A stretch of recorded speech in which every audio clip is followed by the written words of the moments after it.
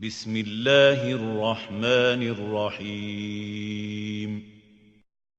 Bismillahirrahmanirrahim. Assalamualaikum warahmatullahi wabarakatuh.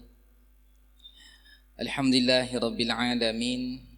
Wassalatu wassalamu ala asyrafil anbiya'i wal mursalin wa ala alihi wa sahbihi ajma'in, amma ba'du. Alhamdulillah, sidang jamaah maghrib yang dimuliakan Allah Subhanahu wa taala. Pada malam ini kembali kita melanjutkan pembahasan yang pekan lalu belum selesai dengan tema kaifa taksibu quluban nasi fi sittin wa ishrina khutwatan. Bagaimana cara mengambil hati orang dalam 26 langkah. Telah kita bacakan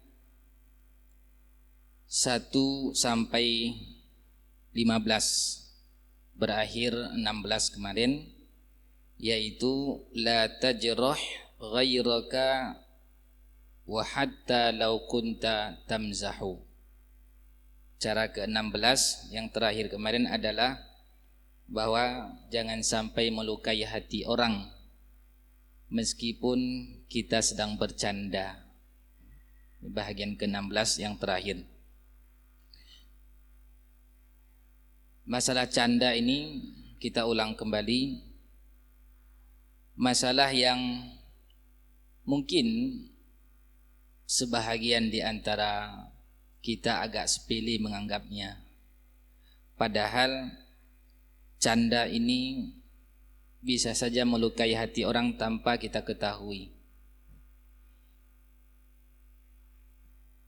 Kalau orang yang sakit hati itu mengabarkan, kita mudah meminta maaf. Masalahnya dia tidak kabarkan, dia simpan sampai akhirnya nanti di akhirat baru dia tuntut. Inilah yang kita khawatirkan, karena tuntut menuntut di akhirat bukan lagi masalah harga diri diperbaiki atau diulang, tidak lagi sakit hati, bukan itu masalahnya. Tuntut menuntut di akhirat adalah pahala dan dosa. Jika orang yang kita sakiti karena canda kita di dunia tidak memaafkan, lalu dia meminta nanti pahala dari kita, inilah yang kita takutkan. Dan Rasulullah SAW juga mengingatkan kita tentang berbahayanya berbicara, dikaitkan dengan iman. Man kana yu'minu billahi wal yaumil akhiri falyaqul khairan aw liyasmut. Barang siapa yang beriman kepada Allah dan hari akhirat, hendaklah dia berbicara yang baik atau diam. Hanya dua. Dalam hadis yang lain Nabi SAW mengingatkan tentang orang yang mengumbar pembicaraan. Wailun lilladzi yuhaddisul qauma fayakdzibu liyudhikahum summa wailul lahu. Celakalah bagi orang yang berbicara dengan kaum. Dalam riwayat yang lain disebutkan wailul lilladzi yuhaddisun nas fayakdzibu alaihim. Celakalah bagi orang yang berbicara dengan orang lain lalu dia berdusta dengan tujuan liyudhikahum, agar orang-orang tertawa. Dia buat lelucon tetapi bohong dalam leluconnya itu sehingga para pendengar tertawa. Ini disebutkan oleh Nabi SAW celaka. Diulangi lagi oleh beliau, summa wailul lahu, kemudian celaka bagi dia. Menyakiti hati orang, canda sekalipun, itu kita upayakan menjauhinya. Dalam Al-Quran juga Allah ingatkan tentang bahaya ucapan. Ma yalfidhu min qawlin illa ladaihi raqibun atid. Tidak ada satu lafaz yang kita ucapkan kecuali ada pencatat. Siap selalu mencatat, satu huruf sekalipun. Demikian juga tulisan-tulisan kita. Yang sekarang ini Allah berikan nikmat mudah kita komunikasi di media sosial. Setiap huruf, satu kata, satu huruf yang kita tulis, semua masuk dalam catatan. Ma yalfidhu min qaulin illa ladaihi raqibun atid. Tidak ada satu lafaz yang diucapkan kecuali ada malaikat yang mencatat. Al-Imam Ibnu Qudamah rahimahullah menyebutkan bahwa al-kitabatu min ahadil lisanaini. Tulisan itu termasuk salah satu dari dua lidah, dua lisan. Di tulisan kita pun itu masuk nanti. Kalau dalam catatan amalan Allah sebutkan ada kanan, ada kiri. Diberikan dan diambil oleh tangan kanan. Fa amma man utiya kitabahu biyaminihi fasawfa yuhasabu hisaban yasira. Adapun orang yang mengambil catatannya dari sebelah kanan, maka dia dihisab dengan hisab yang ringan. Wa amma man utiya kitabahu wara'a dhahri. Ada orang nanti mengambil catatan karena sudah terlalu banyak dosanya. Ucapannya, tulisan tangannya, perbuatannya sudah terlalu banyak. Akhirnya diambil dengan tangan kiri, kemudian dari arah belakang lagi. Fasawfa yad'u subura. Saat itu dia akan mengucapkan kata-kata kecelakaan, penyesalan. Tidak ada guna lagi penyesalan itu. Maka hadirin yang dimuliakan Allah Subhanahu wa taala, canda kita pun berupaya kita selalu tidak ada menyakiti orang di situ, dan terlebih lagi tidak ada kedustaan dalam canda kita. Kemudian bahagian ketujuh, kita mulai hari ini 17. Kun shadiqan ma'an nas fi aqwalika wa af'alika. Jadilah orang yang jujur bersama orang lain, baik dalam bertutur maupun dalam berbuat. Tentu orang yang jujur itu akan disenangi oleh manusia. Kebalikannya, orang yang penipu, tidak jujur, akan dijauhi oleh manusia. Kejujuran ini merupakan pondasi dasar untuk memperkuat hubungan kita dengan orang lain. Walaupun terkadang jujur itu pahit pada awalnya, namun yakinlah manis ujungnya. Sedangkan kebohongan manis pada awalnya, akan pahit pada ujungnya. Setelah orang-orang mengetahui bahwa kita tipe pembohong, maka akan menjauhlah orang dari kita. Lebih-lebih lagi kalau sudah Allah Subhanahu wa taala cap. Karena innas sidqa yahdi ilal bir. Kejujuran itu mengajak kita kepada kebaikan. Wa innal birra yahdi ilal jannah. Dan kebaikan itu mengantarkan ke dalam surga. Tidaklah seorang hamba itu selalu jujur, melainkan Allah akan juluki gelarnya Siddiq. Kalau sudah dapat stempel Siddiq, alhamdulillah, orang yang jujur. Dulu pernah kita sebutkan kisah seorang ulama yang lahir tahun 500-an Hijriah di Baghdad dengan nama Muhammad bin Abdul Baqi Al-Bazzaj. Dalam kitab yang bahasa Indonesianya Seuntai Kalung Cinta. Asbab kejujuran yang didapat oleh seorang pemuda ini, ketika dia mendapatkan kalung lalu diberikan kepada yang berhak, bukan saja kalung itu yang dia dapatkan, tetapi sekaligus pemilik kalung menjadi istrinya. Asbab kejujuran itu. Dan kejujuran ini hadirin sudah menjadi barang langka di zaman kita. Jika kita ingin mencari pekerja di toko, kesulitan di manakah barang yang jujur itu sekarang? Banyak pemilik toko ketika mencari pekerjaannya itu kesulitan. Dihantui rasa takut, nanti berkhianat, berbohong, apalagi petugas kasir. Nah ini kita di zaman ini khususnya kaum laki-laki ini harus tersinggung. Kenapa tersinggung? Kebanyakan jadi kasir itu perempuan. Kenapa begitu? Yang menjaga uang, balikkan uang, ambil uang, itu kebanyakan perempuan. Laki-laki jangan-jangan nggak dipercaya lagi. Sampai-sampai para istri pun sekarang sudah curiga selalu dengan suaminya. Ada suami tidak pulang 1 minggu saja sudah curiga. Jangan-jangan. Nah, ini perhatian penting untuk kaum Adam, kaum laki-laki. Kita ingin rubah, bahwa kita buktikan di tahun 2020 yang menjaga kasir itu semua kaum laki-laki, insyaallah. Kemudian yang ke-18, adkhilis surura wal faraha ala qulubil akharin. Berupayalah memasukkan rasa bahagia terhadap hati orang lain.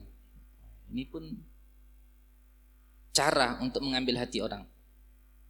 Berupaya semaksimal mungkin kita untuk mencari cara membuat agar orang selalu bahagia.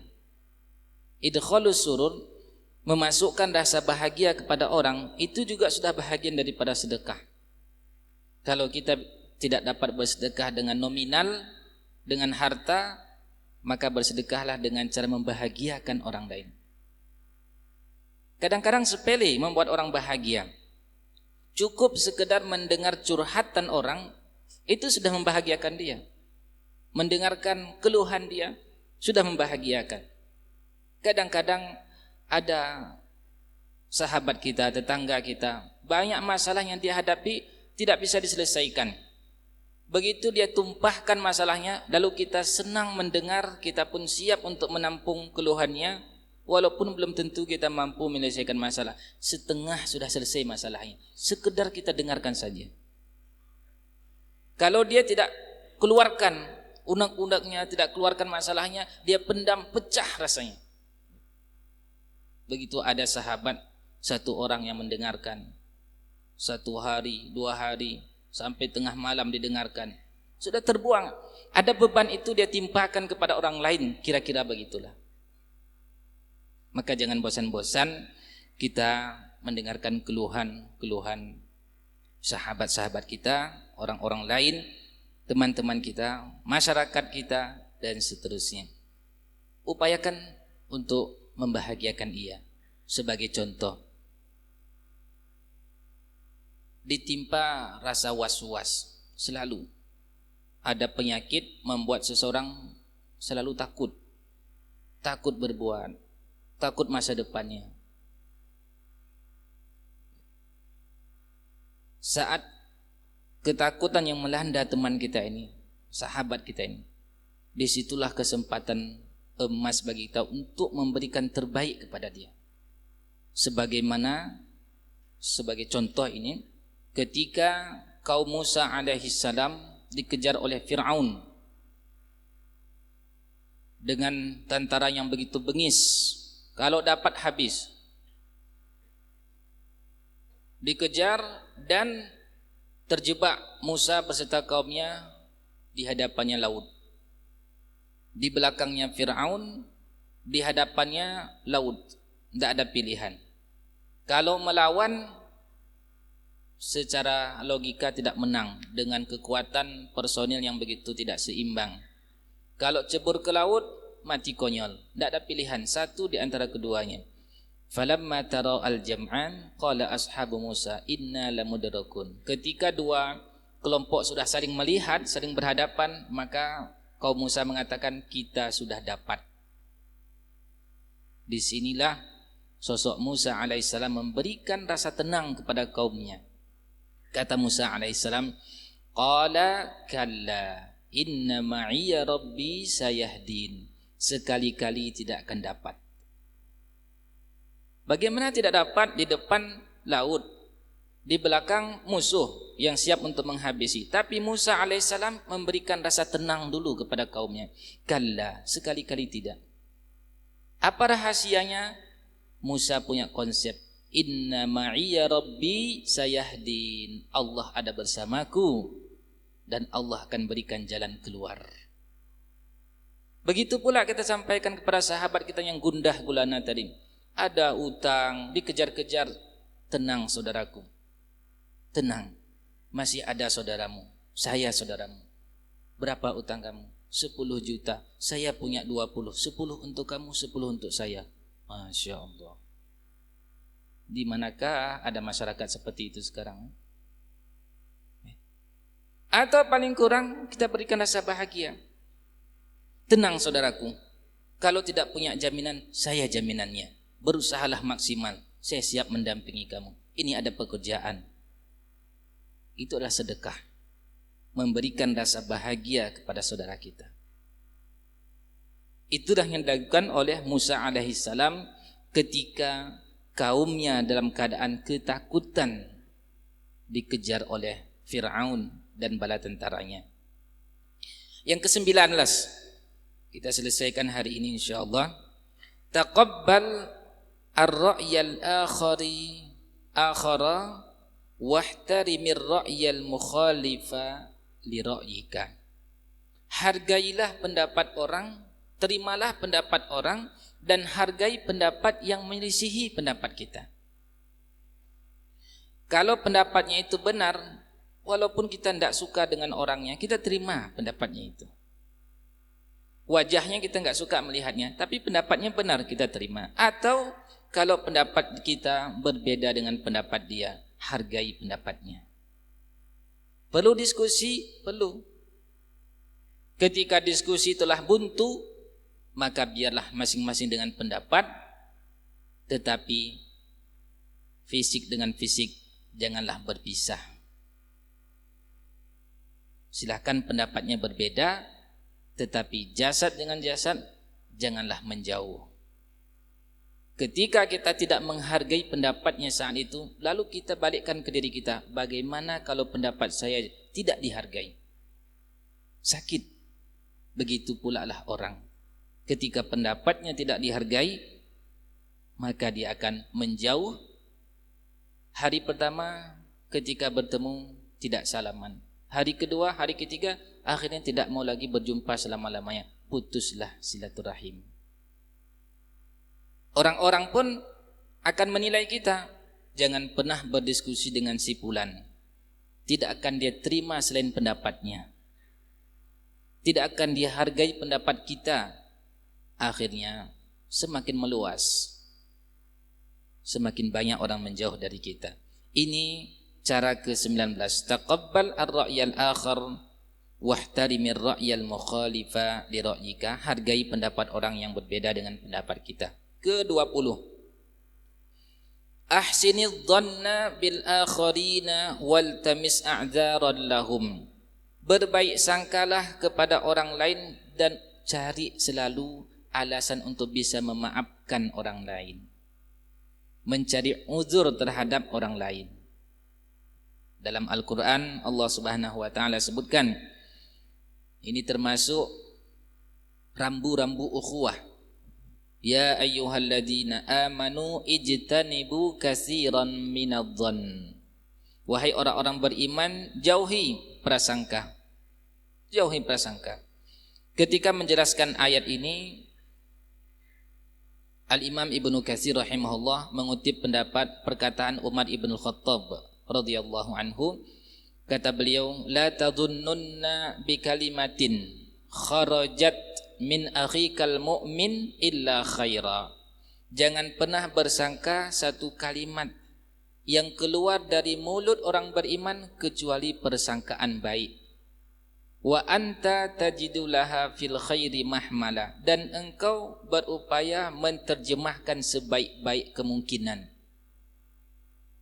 Contoh, ini kalau orang, bedanya kasus orang yang memiliki baik sangka dengan orang buruk sangka.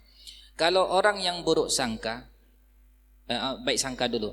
Kalau orang yang baik sangka, salamnya jelas-jelas tidak dijawab, dia bisa terjemahkan ke sebaik-baik kemungkinan. Misal, kita berhadapan dengan teman kita yang sudah lama memang tidak bertegur sapa, sudah lama, sudah lebih 3 hari. Walaupun dalam konsep agama kita enggak boleh lebih dari 3 hari dendam. La yahillu lil muslim ayyahjura akhahu fawqa salasin. Tidak halal bagi orang Islam memboikot saudaranya lebih dari 3 hari. Itu enggak boleh. Allah berikan izin kita untuk dendam, tapi jangan lebih 3 hari. Kalau sudah 3 hari, itu sudah setan itu. Kalau ada selama ini barangkali sudah terlanjur, lupa kita dengan hadis ini, terlanjur sudah ada orang yang kita putus komunikasi, sudah dendam lebih dari 3 hari, mulai malam ini kita maafkan dia. Bagaimana caranya? Kalau dia tidak yakin kita maafkan, kita telepon dia, kita datangi dia, walaupun dia yang salah. Sebaik-baik orang yang bertikai itulah yang pertama sekali mengucapkan salam. Itu yang paling baik.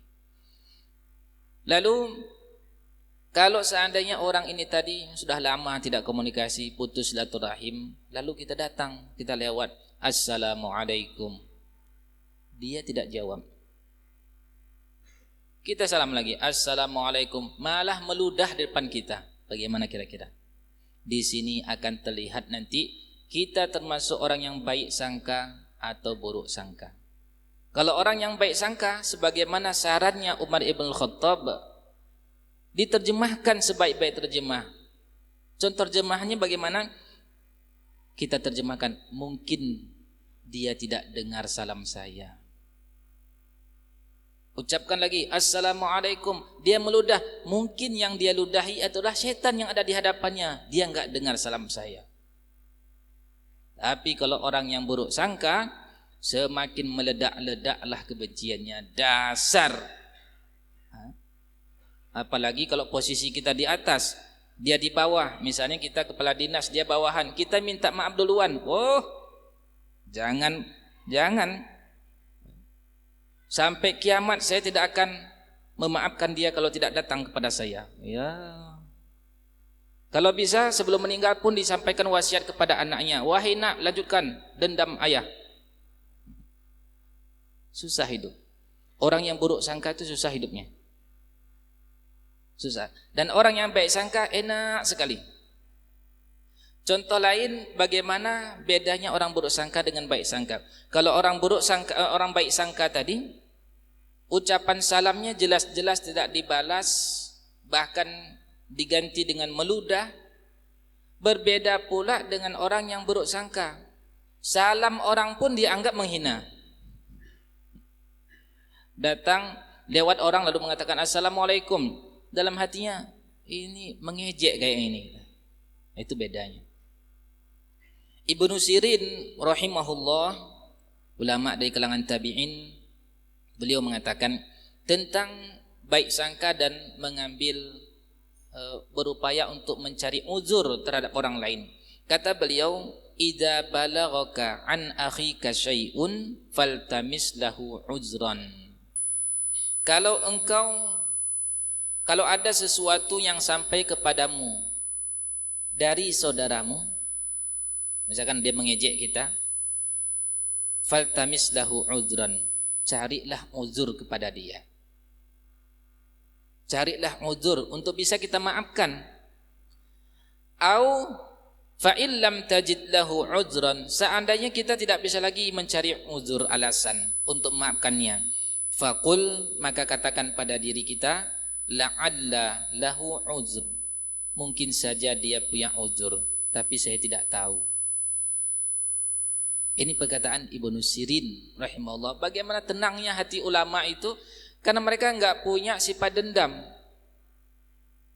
Walaupun hidup secara strata sosial di bawah, para ulama-ulama kita hidupnya sederhana, tetapi hidup mereka tenang. Sampai ada di antara ulama dahulu mengatakan, seandainya para raja itu tahu ketenangan yang kami miliki, mereka akan rampas ketenangan itu. Tapi sayang mereka tidak tahu.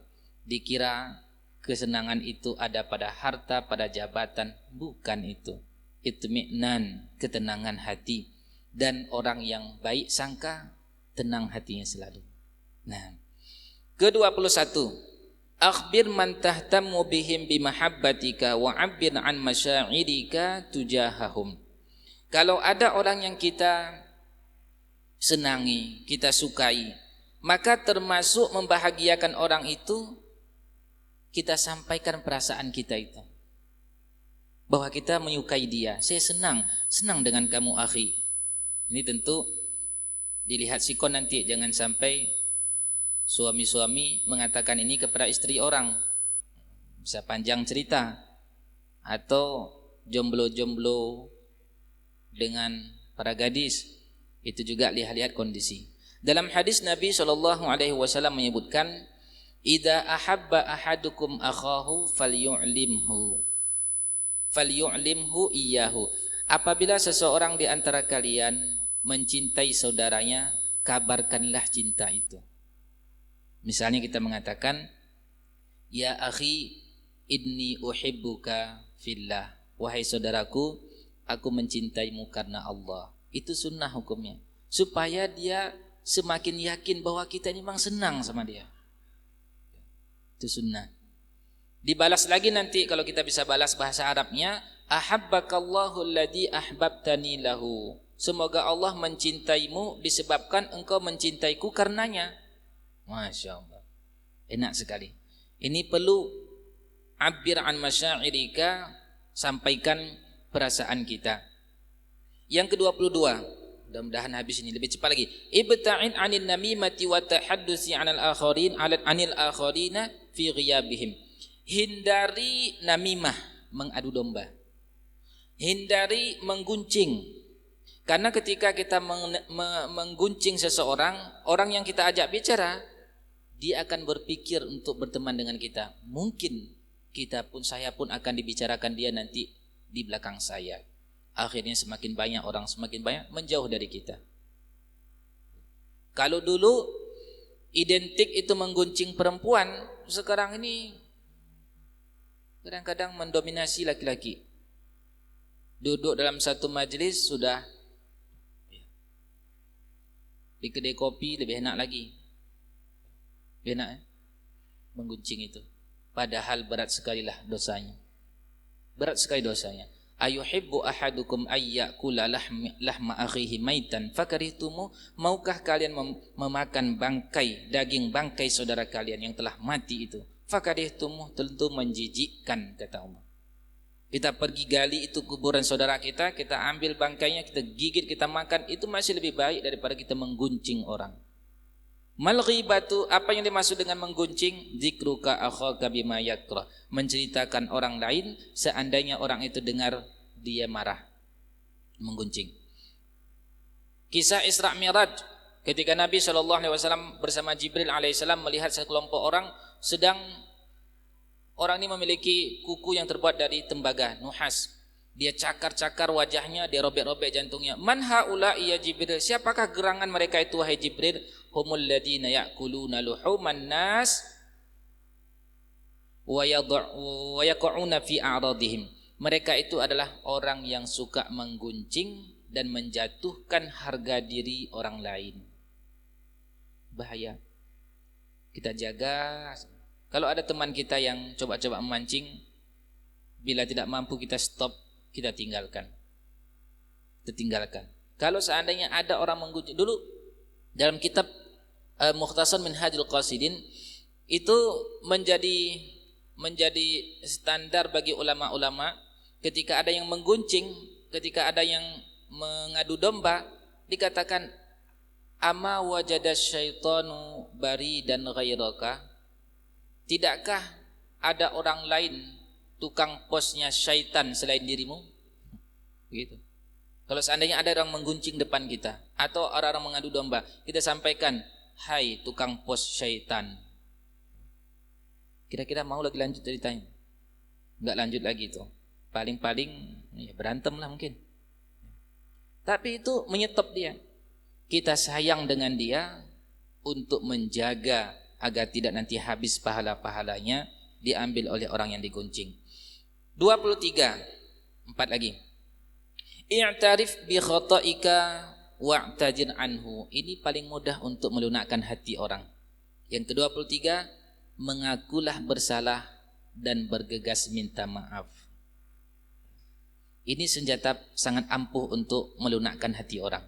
Ketika kita berbuat salah, langsung afwan akhi, afwan ukhti, mohon maaf saya memang salah. Ini ada kejadian nyata, seorang anak muda, dia sendiri cerita, tentara dia, bawa mobil, lalu ada satu mobil yang berlawanan arah, hampir ditabrak mobil ini. Secara spontan keluarlah kata-kata mencaci pemilik mobil yang datang dari depan. Turun mobil itu, anak muda ini pun karena masih muda, hobinya berantem. Ini cocok lah, ketemu lagi ini kita. Keluar buka pintu, begitu turun yang mobil satu, ternyata orang tua sudah. Begitu lihat orang tua sudah beruban, luluh hatinya dia minta maaf, selesai urusan. Padahal yang salah dari orang tua itu pula yang marah. Nah, ini senjata ampuh untuk meluluhkan hati orang. Cepat kita akui kesalahan kita dan minta maaf. 24. Rakiz 'anil asya'il jayyidati fi kulli syakhsin wa syai'in. Fokuslah pada perkara yang baik pada diri setiap orang dan setiap sesuatu. Kalau kita mendengarkan seseorang berbicara, mungkin dari A sampai Z pembicaraannya ada 2-3 yang benar. Taruhlah dari 100% itu 20% yang benar, 80% yang salah. Fokuskan kepada yang benar saja. Ibnul Qayyim rahimahullah menyebutkan, wa minan nasi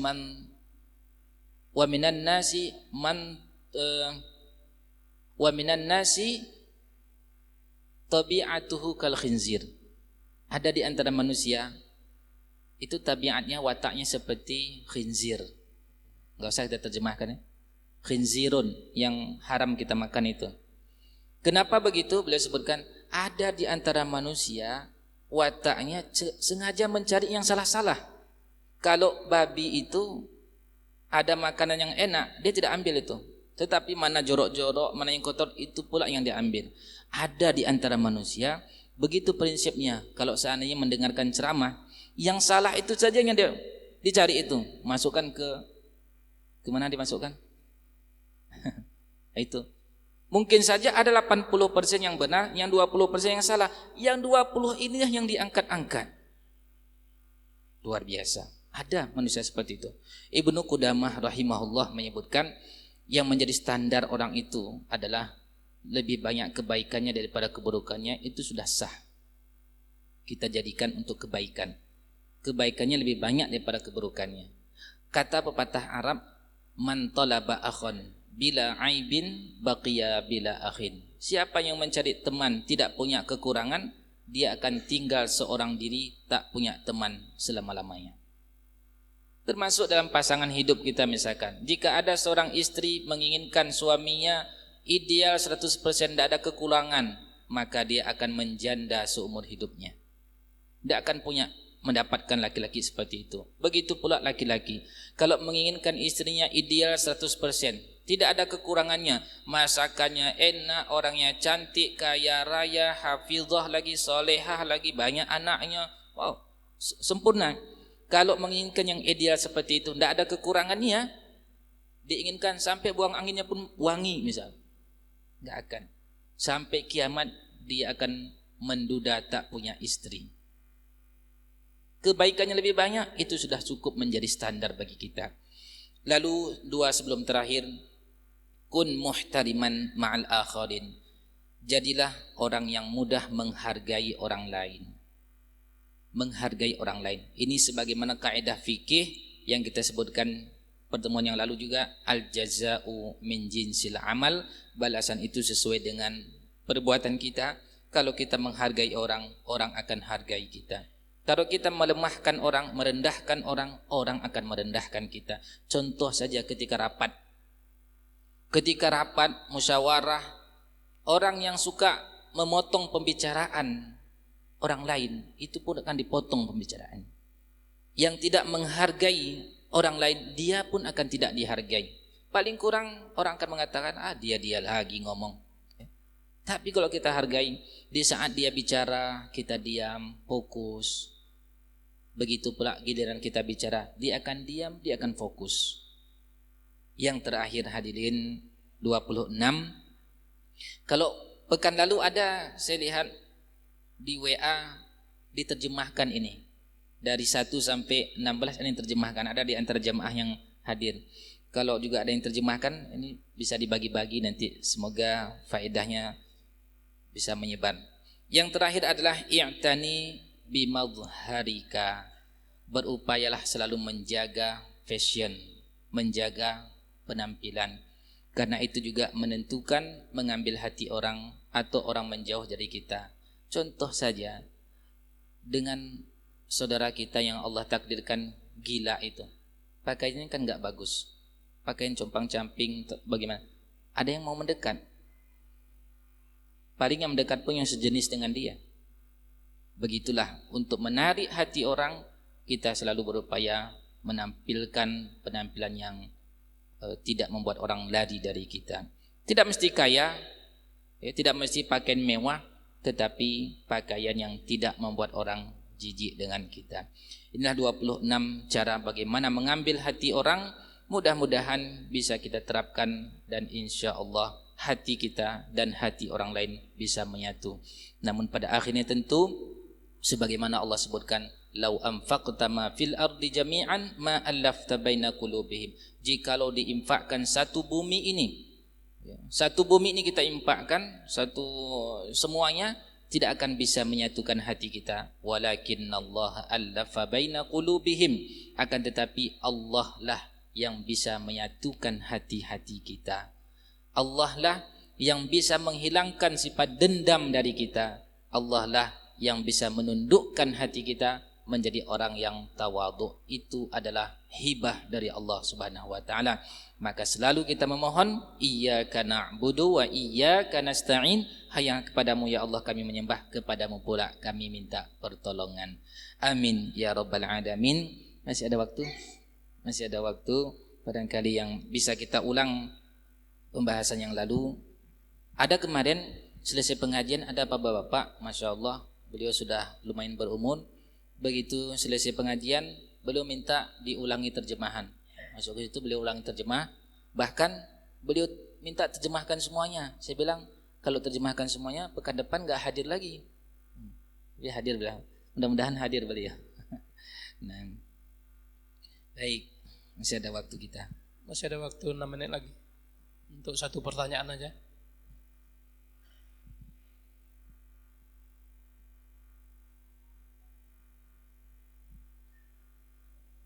Nah, Masya Allah.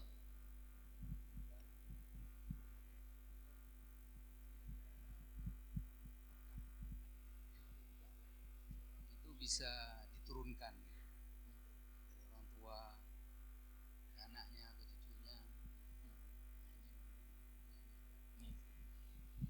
Jadi pertanyaan, apakah tingkah laku dari orang tua bisa menurun? Kalau dari segi kesehatan ini nanti ahli kesehatan yang menjawab. Ahli kesehatan yang menjawab. Hanya begini, hadis Nabi SAW menyebutkan, kullu mauludin yuladu ala fitratin. Setiap anak itu dilahirkan dalam keadaan fitrah.